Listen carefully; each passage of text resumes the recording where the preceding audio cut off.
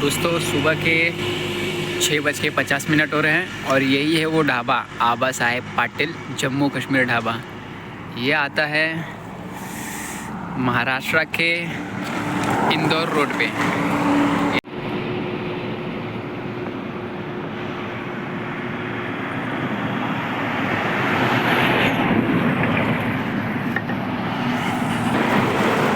आप देख सकते हो दोस्तों यहाँ का नज़ारा कितना अच्छा है। हमें यहाँ जाना है। दोस्तों इस वक्त 8:30 बज रहे हैं और मैं पानी पीने के लिए रुका हूँ। अभी मुझे इस तरफ जाना है। दोस्तों जिस ढाबे से मैं निकला था जम्मू कश्मीर ढाबे से, वहाँ पे मेरा केसरिया अनोछा रह गया था, मैं भूल गया बाय मिस्टेक। तो मेरे पास एक दूसरा पड़ा है, अब मैं वो निकालूंगा क्योंकि अभी शुरू में मुझे धूल मिट्टी का इतना सामना करना पड़ा कि मुझे इस तरह से फेस कवर करके चलना पड़ रहा था।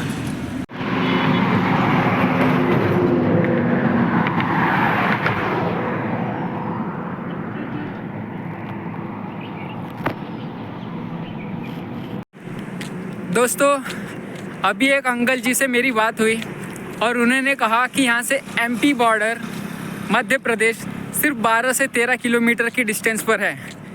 तो आज हम एमपी में पहुँच जाएंगे दोस्तों, ठीक है चलते हैं। आप देख सकते हो दोस्तों इस वक्त 10:30 बज रहे हैं। धूप काफ़ी तेज़ हो चुकी है। ये दोस्तों एक छोटा गांव आया है रास्ते में, तो यहाँ कहीं रुकते हैं ढाबे पर और पानी पी के चलते हैं। दोस्तों एक गुड न्यूज़ है और गुड न्यूज़ के साथ एक बैड न्यूज़ भी है। गुड न्यूज़ ये है कि एमपी यहाँ से सिर्फ 6 किलोमीटर दूर है और बैड न्यूज़ ये है कि महाराष्ट्र में जब तक था मैं सेफ था। यहाँ पे हर 1 किलोमीटर 2 किलोमीटर के रेंज में एक ढाबा नहीं तो होटल मिल ही जाता है, लेकिन एमपी लगने के बाद ऐसा बिल्कुल भी नहीं है दोस्तों। वहाँ पे बहुत ही दूर दूर है ढाबा और होटल्स, कम से कम हर 10 किलोमीटर या फिर 25 किलोमीटर के रेंज में है।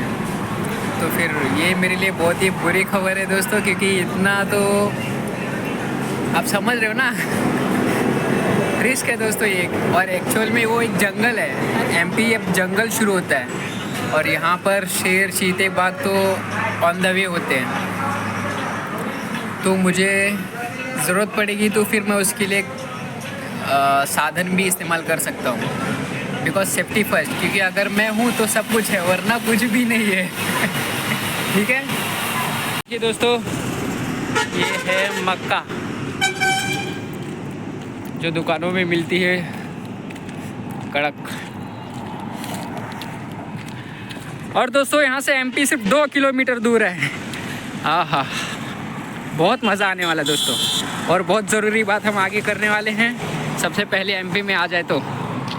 आप देख सकते हो दोस्तों यहाँ से कुछ ही दूरी पर अब हमें एमपी लगने वाला है और यहाँ का नज़ारा देखकर लगता है कि एमपी तो सचमुच जंगल ही है।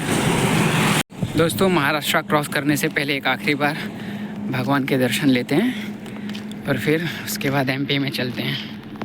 दोस्तों आपको क्या बताऊँ, शुरू से लेके अब तक मैंने इतने मंदिरों के दर्शन किए ना, और कुछ मंदिरों में मुझे ऐसा आभास हुआ है कि मानो उसमें एक अजीब ही शक्ति हो। एक यहाँ पर भी वैसे ही फील हुआ। और अब एक चल रहा हूँ आगे, जो पिशाचिनी देवी के नाम से मंदिर है, वहाँ पे चलते हैं, देखते हैं। और वो पिशाचिनी देवी मंदिर का मेरा आखिरी दर्शन होगा और फिर उनके बाद एमपी लग जाएगा। एमपी बॉर्डर वहीं से शुरू होगा दोस्तों। और एक बात दोस्तों कि शुरू से लेके अब तक मैंने असंख्य देवी देवताओं के मंदिरों के दर्शन कर लिए हैं। मतलब भगवान तो सब एक ही हैं, लेकिन मंदिर असंख्य हैं, सैकड़ों मंदिर। इतने दर्शन हो चुके ना दोस्तों, क्या बताओ, मेरी खुशी का कोई ठिकाना नहीं है। और उनमें से तो कुछ खासकर मंदिर मुझे एक अलग ही एक्सपीरियंस दे जाते हैं। बाकी मर्जी आपकी है, मैं तो चाहता हूँ कि आप सब भी आओ, इसी तरह से देखो, घूमो, घर के बाहर निकलो। सीखने जैसा है, जानने जैसा बहुत कुछ है यहाँ पर। और ख़ासकर मंदिरों में तो बहुत कुछ।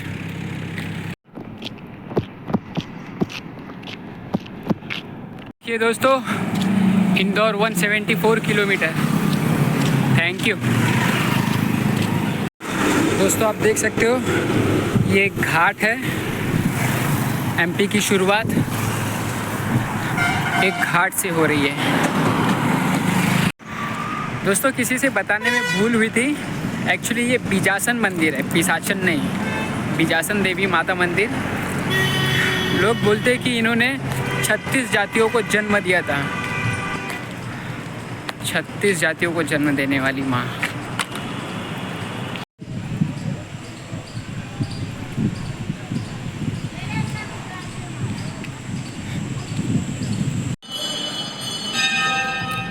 चलते फटाफट दर्शन लेते, कुछ खाते पीते और फिर निकलते हैं।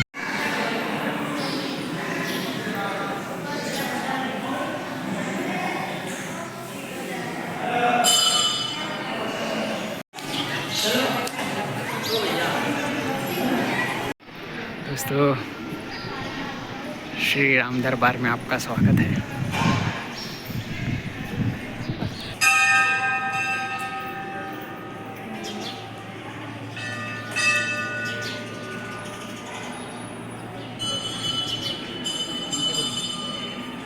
दोस्तों ये देखिए हमारे हनुमान दादा। जय बजरंगबली, जय श्री राम, हर हर महादेव। हाय हमारे प्रभु के दर्शन दीजिए। हाँ तो दोस्तों इस वक्त मैं एमपी में खड़ा हूँ और आप देख सकते हो ये है एमपी। शुरुआत हो चुकी है, अब आगे है, अब देखते हैं आगे। तो दोस्तों अब तक आप लोगों को पता चल ही गया होगा कि इस वक्त मैं एमपी में हूँ। और सबसे इम्पॉर्टेंट बात ये थी सेफ्टी इसलिए कि दोस्तों ये एक घाट है और ख़ासकर एमपी है जहाँ पर जानवर खुलेआम घूमते हैं। और वैसे भी मैं तो घर से निकला ही हूँ चलने के लिए, तो मैं खुद चाहता हूँ कि मेरी सफ़र शाम के 6 बजे तक चले, वो भी चलते हुए, क्योंकि रात का सफ़र ठीक नहीं होता है और मुझे आराम भी करना होता है। मेरे पैर में सूजन भी है मगर मैं फिर भी चल रहा हूँ। और मुझे ये कहना है दोस्तों आप लोगों से कि ये एक एमपी है जहाँ पर खुलेआम गैंगस्टर्स, तो डर तो किसी का है नहीं मुझे पहली बात तो, लेकिन अगर खुद की सेफ्टी के बारे में ना सोचे तो भी एक पागलपन होगा। इसलिए खुद के बारे में भी, सेफ्टी के बारे में भी ज़रूरी है सोचना। बाकी ईश्वर तो है ही मेरी रक्षा करने के लिए, मुझे उन पर पूरा भरोसा है और वो मेरे साथ है, इस बात का भी भरोसा है। मैं इस वक्त यहाँ से आ रहा हूँ।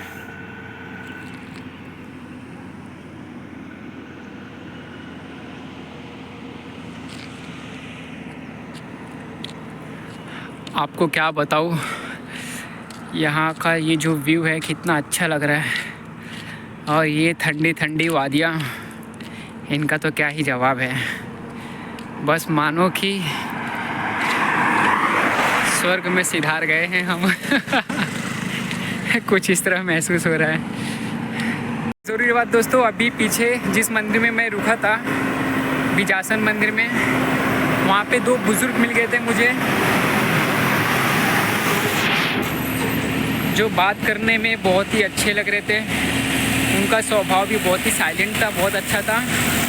जब उनको पता चला कि मैं राम मंदिर की यात्रा में पैदल कर रहा हूँ, तो वो मुझ तक आए चल के, और उन्होंने, सच बता रहा हूँ, वो दोनों जन मेरे पाँव पड़े और उन्होंने बहुत कुछ कहा, समझाया भी।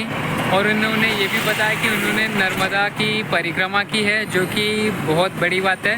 नर्मदा की परिक्रमा करना कोई मामूली बात नहीं है दोस्तों, उसमें काफ़ी महीने बीत जाते हैं। और उनका स्वभाव इतना शांत था, वो एक वेल एजुकेटेड फैमिली से बिलोंग करते थे, मुझे ऐसा महसूस हुआ। और सच बताओ तो उन्होंने मुझे कुछ पैसे भी दिए, उन्होंने कहा कि आप रख लो, रास्ते में आपको काम आएंगे। दोस्तों ये जो पीछे मेरे साथ हुआ मंदिर में, ये कोई पहली बार नहीं है, इससे पहले भी काफ़ी लोग मिल चुके हैं मुझे रास्ते में, जो मेरा पाँव पड़ चुके हैं। मुझसे आशीर्वाद देते वो बोल रहे हो। उन्होंने कहा कि आप जो कर रहे हो वो बहुत बड़ी बात है। सच बताओ तो मुझे रास्ते में बहुत लोगों से सम्मान मिल चुका है, मुझे बहुत अच्छा लग रहा है। अब और बाकी क्या कहूँ, अभी तो सफ़र बहुत लंबा है। और मैं तो सिर्फ इतना कह सकता हूँ कि बस इसी तरह से लोगों का प्यार मिलता रहे, बहुत अच्छा लगता है।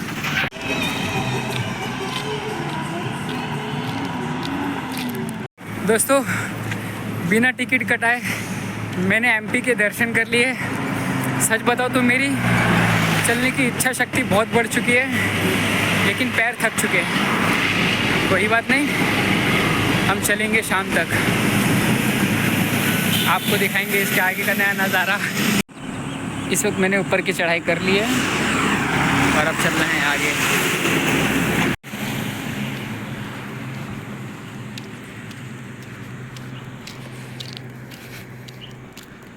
ये है एमपी का नज़ारा। दोस्तों इस वक्त मैं एमपी के जामनिया डिस्ट्रिक्ट में हूँ, सॉरी ये गांव है। और दोस्तों वो देखिए, आपको क्या बताऊँ मुझे तो यहाँ से ऊँट नज़र आ रहा है, ऊँट ही है वो एग्जैक्टली। हालांकि फ़ोन का कैमरा ठीक नहीं है, ये कैमल है, कैमल। यार काश वो थोड़ा और करीब होता, पर कोई बात नहीं, अब जब आ गए एमपी में तो बहुत कुछ देखने को मिलेगा। आइए चलते हैं। ये जामनिया का गांव है, सॉरी नाम है जामनिया, गांव का नाम है जामनिया। ये देखिए दोस्तों, यहाँ पर बाज़ार लगा हुआ है, ये है जामनिया का बाज़ार। देख के बहुत खुशी मिल रही है दोस्तों क्या बताए।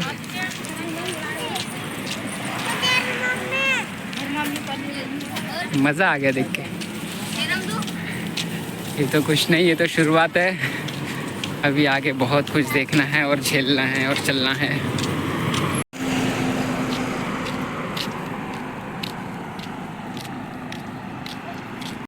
आप देख सकते हो बहुत ही सुनसान इलाका है।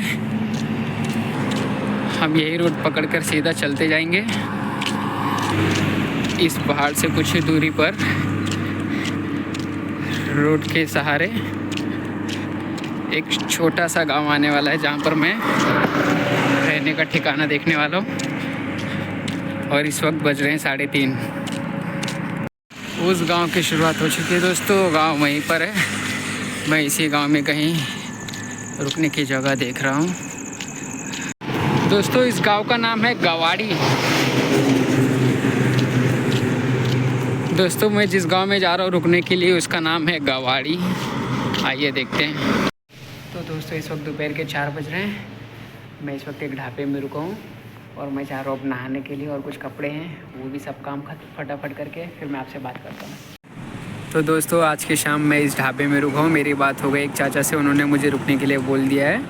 तो अब मैं यहाँ से सुबह निकल, और ये वो जगह है जहाँ पे मैंने सबसे पहले अपने कपड़े धोए, टांग दिए, और नहाना भी हो चुका है। और जैसे कि आप देख रहे हो मैंने इस वक्त बाल में तेल लगाए हैं, एकदम फ्रेश हो चुका हूँ मैं नहा के। आज 3-4 दिन बाद तो नहा रहा हूँ मैं। और आज मैंने अपने पूरे सारे कपड़े साफ़ कर लिए, और आज रात मैं इसी ढाबे में रुकने वाला हूँ, और फिर सुबह होते ही मैं यहाँ से निकल जाऊँगा दोस्तों, ठीक है।